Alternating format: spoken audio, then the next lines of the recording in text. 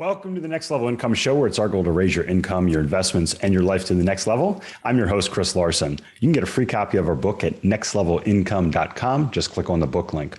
Also, if you're an accredited investor, check out our invest link. You can learn how to gain access to our self-storage fund, as well as other institutional quality real estate opportunities. You're not going to want to miss today's show with Matthew Sullivan. Matthew Sullivan is going to be talking about home equity contracts. He's going to talk about how you can access the equity in your property without adding more debt. Stay tuned.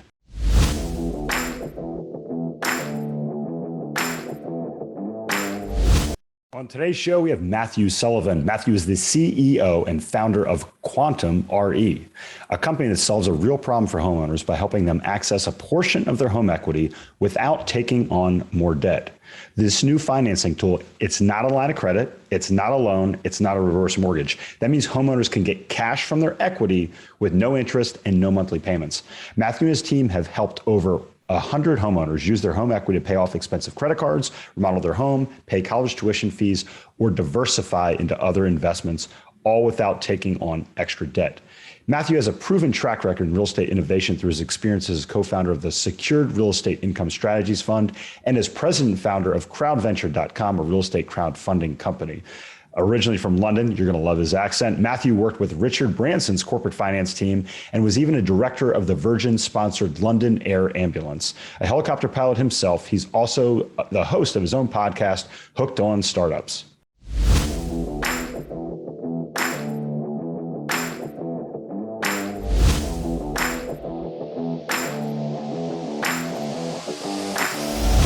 Matthew, welcome to the show. Chris, thank you for having me on.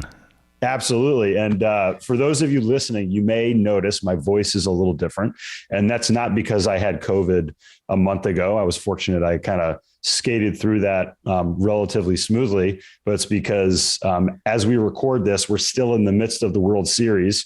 And my boys and I were at the game Saturday night, and my voice is still recovering from our win down there in Atlanta. So hopefully we got some Braves fans here. If there's some Houston Astros fans, we all know what happened by this point, but I don't want to talk about that today, Matthew. I want to talk about.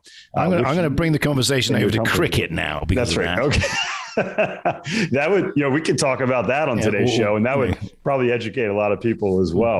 Bowls or something, Yeah. Rounders, yes. Yeah. But I'm actually really excited to dig into this conversation. I was reading through your ebook, which we're going to share with the audience how to get here today. But before I do, if you don't mind sharing, you're in Salt Lake City, but you're not from Salt Lake, as we shared before the show. So maybe you could tell us how you ended up here, Matthew, and also a little bit more about your company along the way.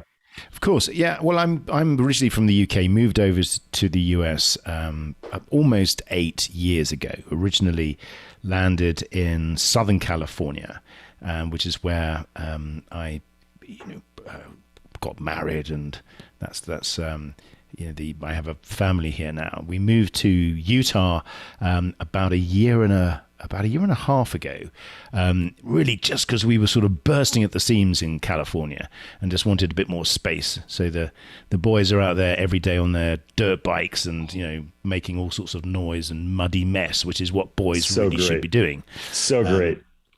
So that's great. But and one of the first things that I did, I'd always wanted to get involved in real estate. I was always a real estate investor, but very much a secondary investor. So I was never actively involved. The businesses that I'd run over the years, my background is entrepreneurial. I've run businesses in primarily finance and technology-based companies for 25, 30 years almost. I was, very much involved in the internet. God, when it was first launched in the late 90s. How many years ago was that? Goodness. So when I moved here... I remember it, but it was a few. Yeah, it's just like, it seems like yesterday, but it wasn't actually. It was a little bit longer than that. So, and it's funny how you're seeing the same thing happening again with blockchain and these types of new technologies, but that's a whole different bucket of fish, really, I think. But yeah, I just wanted to get involved in real estate and somehow leveraged the experience that I put together in finance and platforms and technology. So I started off by setting up a small real estate crowdfunding company because the law had changed and you were allowed to do that. And one of the asset classes that I stumbled across almost 6 years ago almost, was this concept of being able to invest in people's homes when they still lived there, which I thought was a fantastic idea. The idea of not having to actually own the property, but being able to still benefit from the equity upside, but have the owner still live there and maintain the property and pay the mortgage. So that was really the light bulb moment for me, this concept of being able to invest in this hugely scalable asset class, millions and millions of people that live in their homes that have equity. And so QuantmRE just developed from that.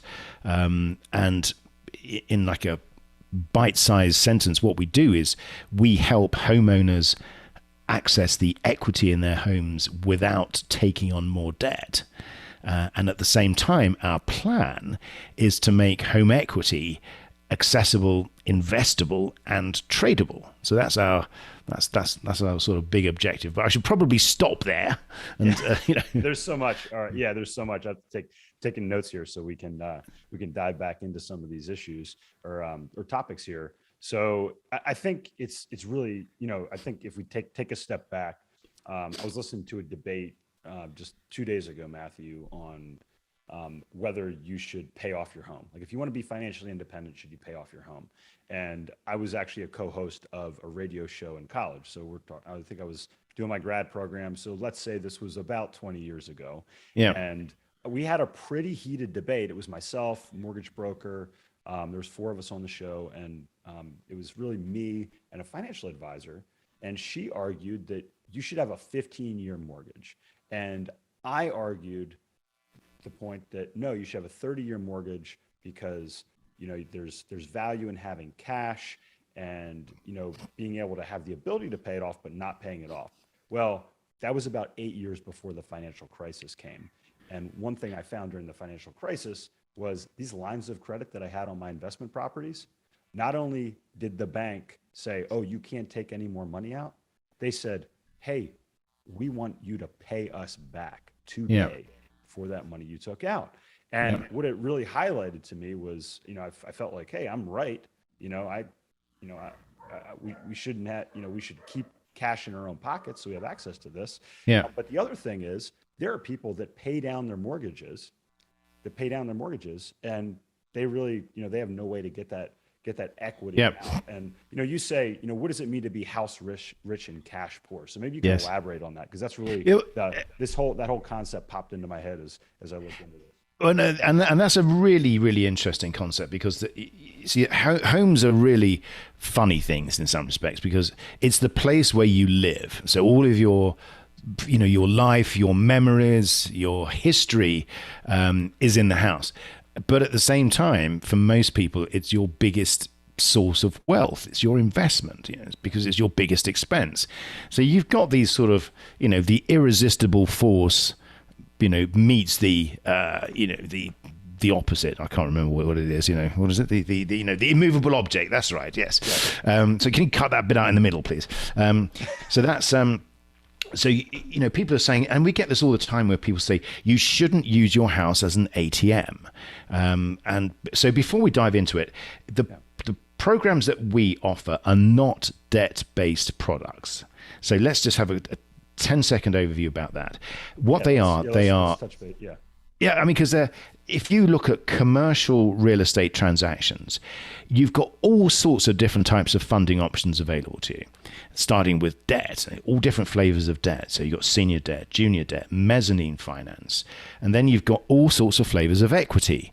So you've got equity investors, you've got preferred equity investors, you've got investors who lend you money who have a share of the equity upside. So you have a shared appreciation mortgage. Then you have mezzanine, which is like a bit of debt and a bit of equity. So you've got this whole stack of different options. As a residential homeowner, your options are limited to debt.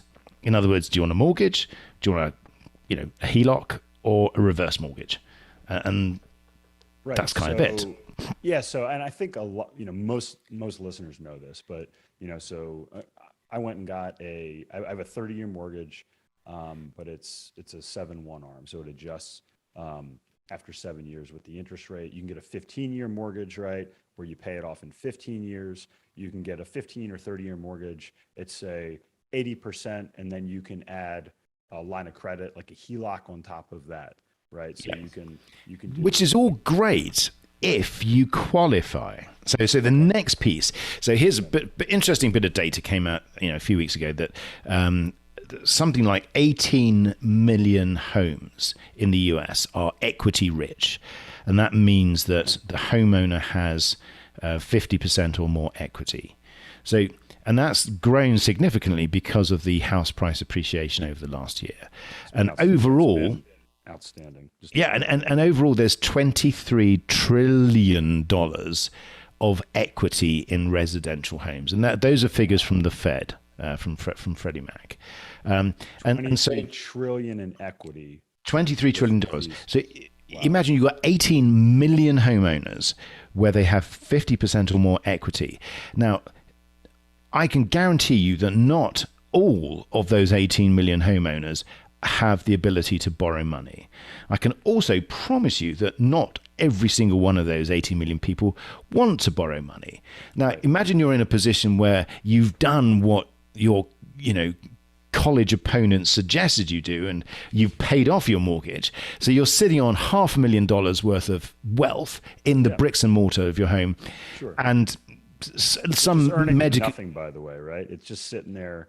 Well, that's right, and a medical expense comes up, or you want to send your kids to college, or you lose your job, or you want to buy that car you've always wanted. So I know, something like that. From the sublime to the from the optional to the necessary. Then the only way that you can get that cash back out of your house is to borrow money. So you're back in debt again when you've spent the last 15 years trying to pay it off. So you have to borrow money, or you have to sell your home. So those are the only two options that you've got. Yes. So I guess just to kind of walk through a real life example. So my stepfather and mother paid off my house, my childhood home. And, I talked to my father. He's like, oh, well, it's paid off. And I said, well, you should go get a line of credit in case you ever need that money. And what he did was he did a line of credit on the house. I forget what it was up to. But for instance, he could have done that, and he could have bought a car or used it for education. But your point is, it's paid off. Now he's back in debt to the bank. Yeah. So in other words, it's great. So you pay it off. Now, the other thing that happens is you lose the advantage of leverage. So in other words, your appreciation rate, your real return on investment decays as you reduce your leverage. Because what happens is that if the house price appreciation in your area is, let's say, 4% a year, if you pay off your mortgage, then you're only ever going to make 4% a year appreciation on your asset. However, your next door neighbor who's got a 50% mortgage, he's making 8%. And the guy down the road who's got a 25% mortgage is making even more. So in other words, that concept is so important, because I tell people, like, your return on your equity is zero. And that's the point you're making. I think a lot of people lose that when they say, oh, I have this investment property, I'm going to pay it off. It's like, well, why would you want to do that? Because if you're making 30%, with 20% down, you might only make 5 or 10% when you get that property paid off in profit. Exactly. So the question then is, if you don't want to go back into debt, and this is why these types of home equity agreements are so important, it's because it enables you to unlock or access big chunks of that $23 trillion worth of equity, but without having to go back into debt. So the way our programs work, because people are thinking, well, if it's not if it's not debt, what is it?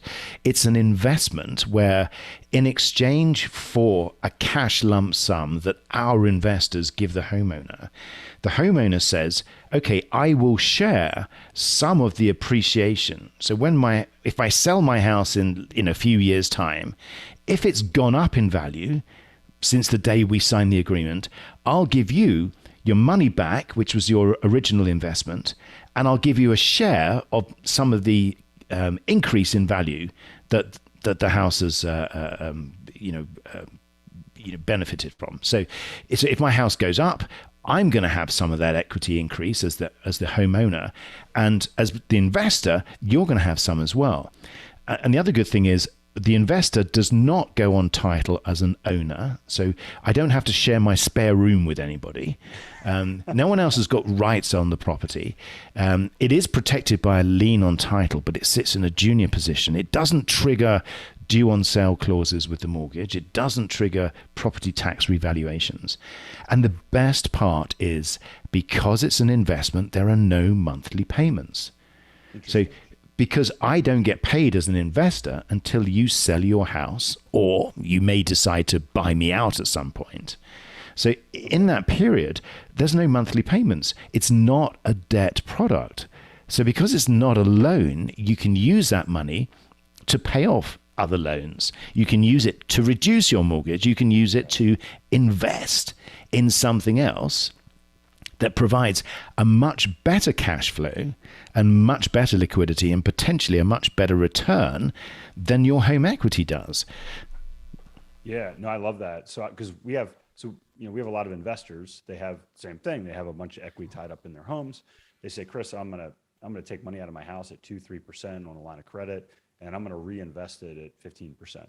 Yeah. And people use that. So let's, if you don't mind, Matthew, let's walk through a real life example. So you mentioned that homeowner that has a $500,000 house. Yeah. And we can make it simple. We can make it a little more complex, but that maybe they own it outright, or maybe they owe Sure. like $100,000. Yeah. You could walk through like how that would look. And then, let's say the investor wants to pull, or I'm sorry, the homeowner wants to use money for either an investment, or let's say wants to pull some money out for college. So what would it look like? They reach out to you and say, hey, Matthew, I want to walk through this process and see if this is a good option for me. Sure. Well, I'll give you an example of a 10-year agreement, because the agreements come in different durations, 10 years, 30 years.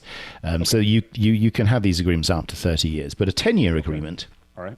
would be, it's a straightforward discount. So if you want to access $50,000, let's say, which is 10% of the current value of your home, then when you sell your home, you would give us 16% of the value of your home at the time you sell it. Okay. So it's just a straightforward trade. We give you 10% of the current value, but when you sell the property, you give us the equivalent of 16% when you sell it. Got it. And there's another component to take into account is, if you sell your property in the early years, then we have a maximum return on investment, which depends on the property. So it's sort of subject to underwriting, but it's normally sort of 16 to 18%. That means the maximum return that we can make is around 18% a year on our money. So if you were to sell your home after 6 months, then it would cost you less than 10% for that capital for that period. So it's not a loan. Yeah. There's no monthly payments. Everything is determined on the value of your home when you sell it. So if your home goes down in value, we potentially could get back less than we actually invested. So there is a risk on both sides. Yeah. But if it goes up, that's great, because you're making more money as well. And we cannot eat into your existing equity. So it's not like a loan where if your house goes down considerably, you can't be underwater, because we could end up taking a loss as well.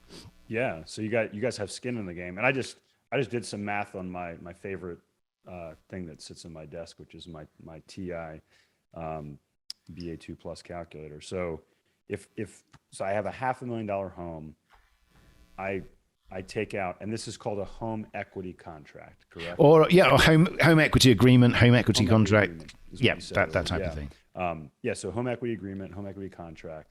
So I get $50,000. I want to help my son out with his college expenses, or maybe I have a midlife crisis and I just want to buy a new sports car, right? Yes.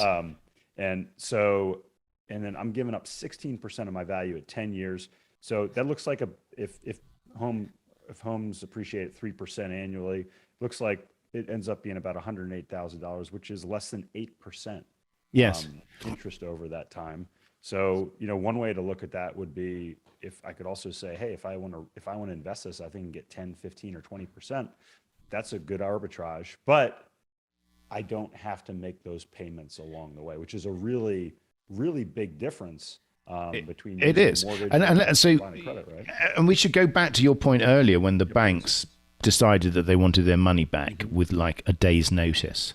Yeah. So the thing with debt is that you have that sort of. I think it was 30 days, but Oh, they were being generous then. Yeah. Oh, sure. They were being very flexible at the time. Yeah. Thank you. And not including weekends. Yeah.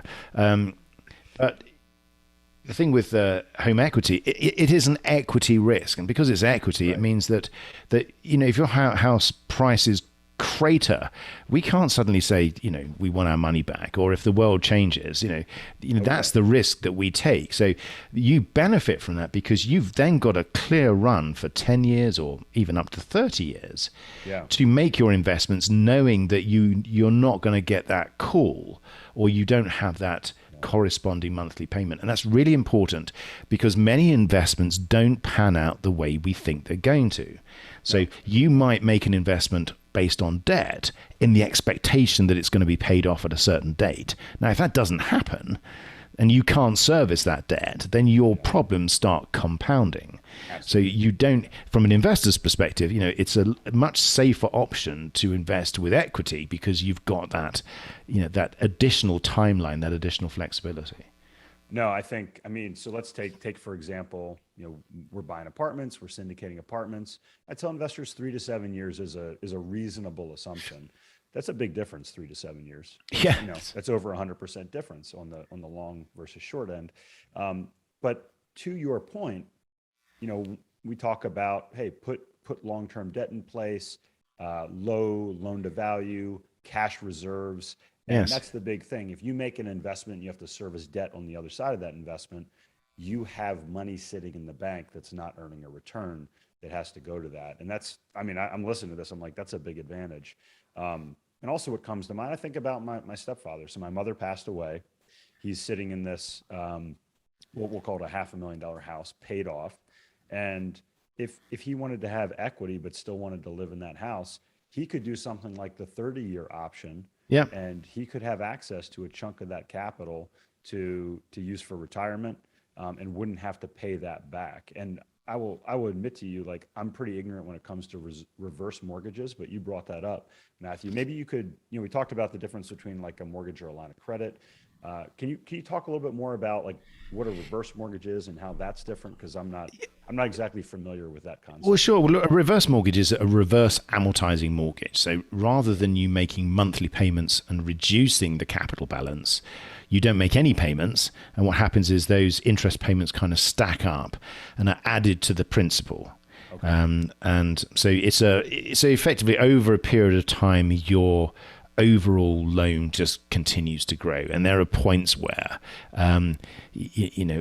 ultimately it will eat up potentially all of the equity in the home, depending on how long you have the reverse mortgage for. Gotcha. There are other restrictions. For example, you have to be able to qualify. So you've got to be over 62 to be able to qualify, and I see Fred Thompson on Fred Thompson. Is that right? On TV advertising. He's the former actor, senator. Well, that's right. Yeah. But the problem is you can't move out. So if you decide that you want to rent your house out, you have to be the owner occupier. You can't. And once the last surviving qualifying borrower dies, then the reverse mortgage comes to an end. So so if you're in a home and you want your kids to stay in there, that, when you die, then you can't. But with a home equity agreement, you can transfer that agreement across. So there's a lot of costs involved. If you have an existing mortgage and you want to take out a reverse mortgage, then you can only have a reverse mortgage. You can't have two mortgages. So the reverse mortgage will have to subsume the existing debt. And you might have a loan at 3%, but the reverse mortgage comes in at 6.5%. So, you have to buy out your existing loan at a higher rate. It's also quite expensive to set up. But generally, the biggest difference is that one is debt and one is equity. One has a payment, one has all of the issues associated with debt. And the equity structure is just a completely different animal. It's based on a different risk profile. We're paid very differently, and there's a lot more flexibility. You don't have any of the credit score issues that you get with loans.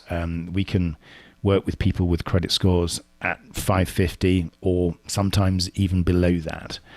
So that comes back to my original point, where you've got millions of homeowners that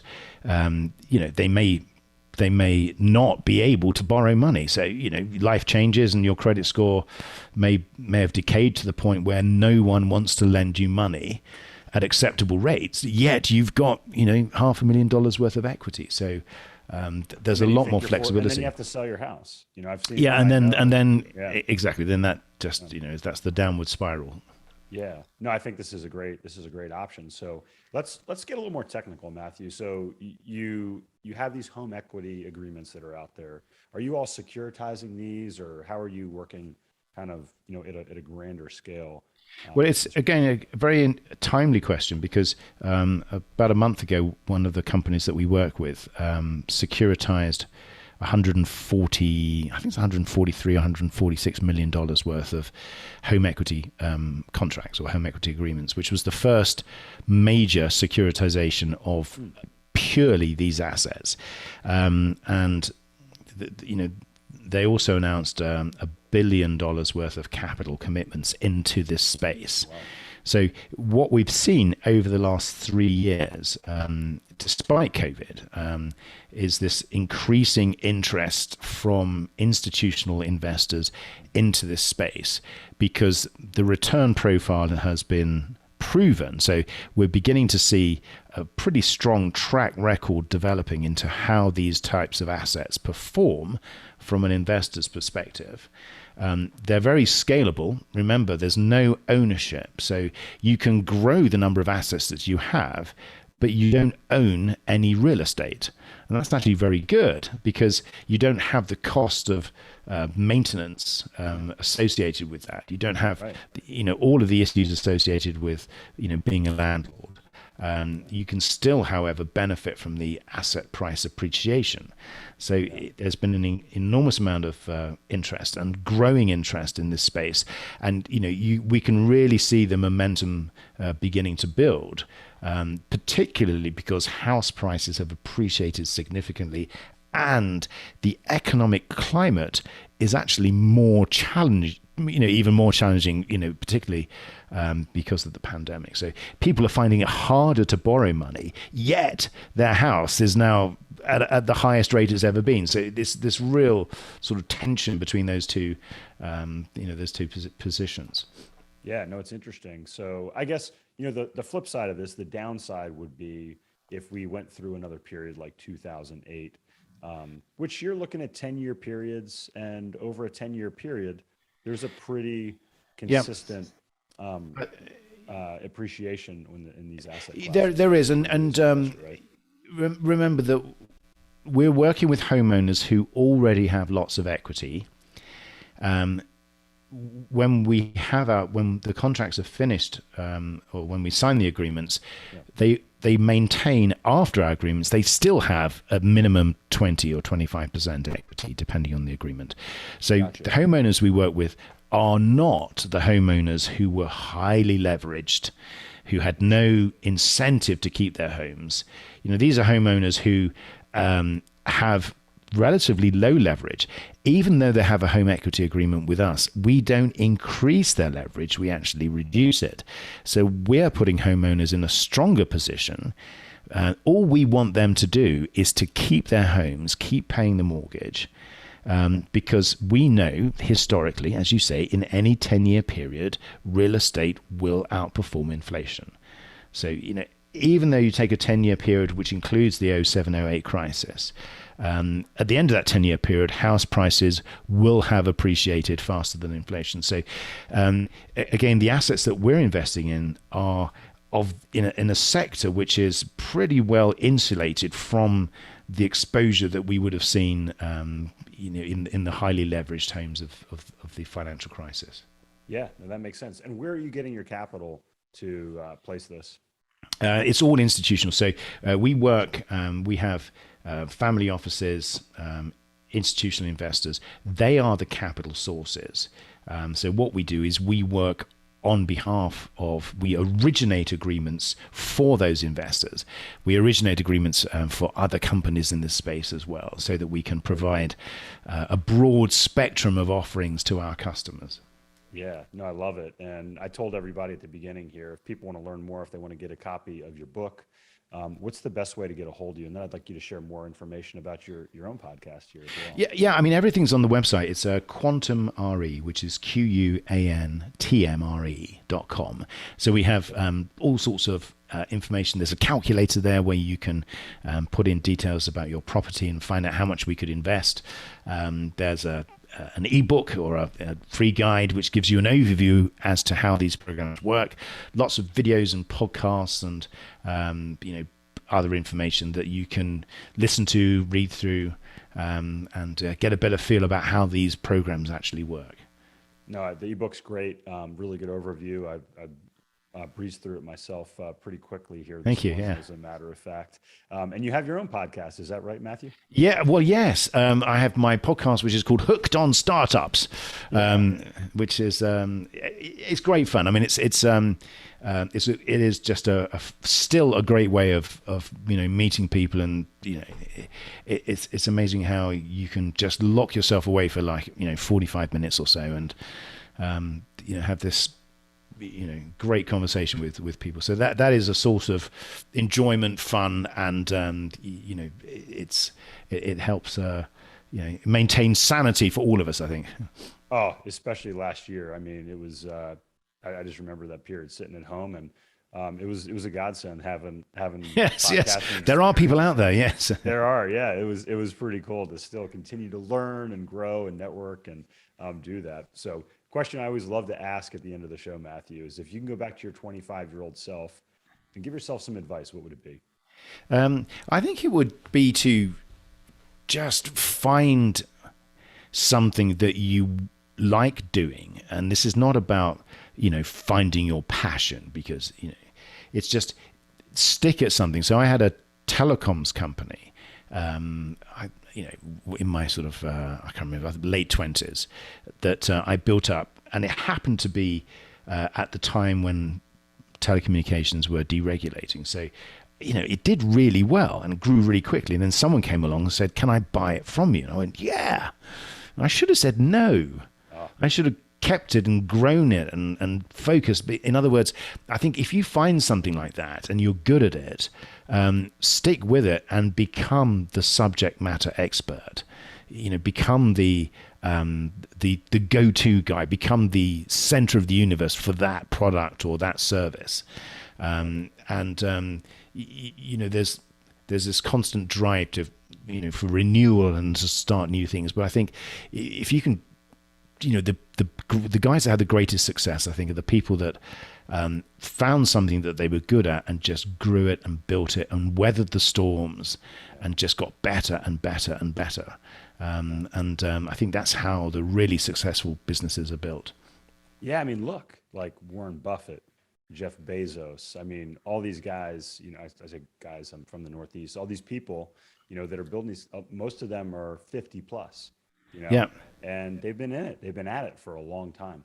Yeah, that's it. Just, determination, drive, same thing, just, chipping away. I think that's the, I think that's one of the key things really, is just find something and just keep building, it's like with Quantum, we're almost 4 years old now, and we've, we've seen all sorts of challenges, but now we're in a position that we're in the jet stream effectively. So it would have been so easy just to sort of find 100 reasons why we shouldn't continue.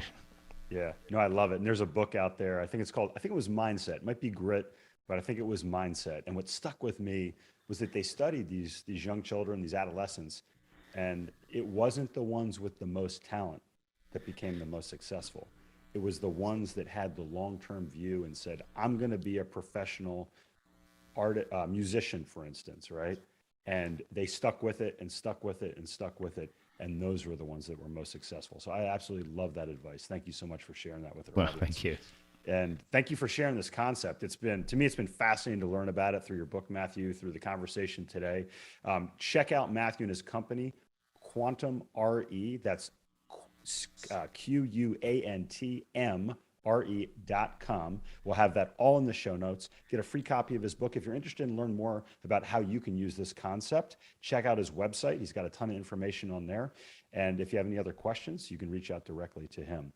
Matthew, thank you so much for being on the show today. Chris, thank you. It's such a pleasure. Thank you for having Absolutely. me on.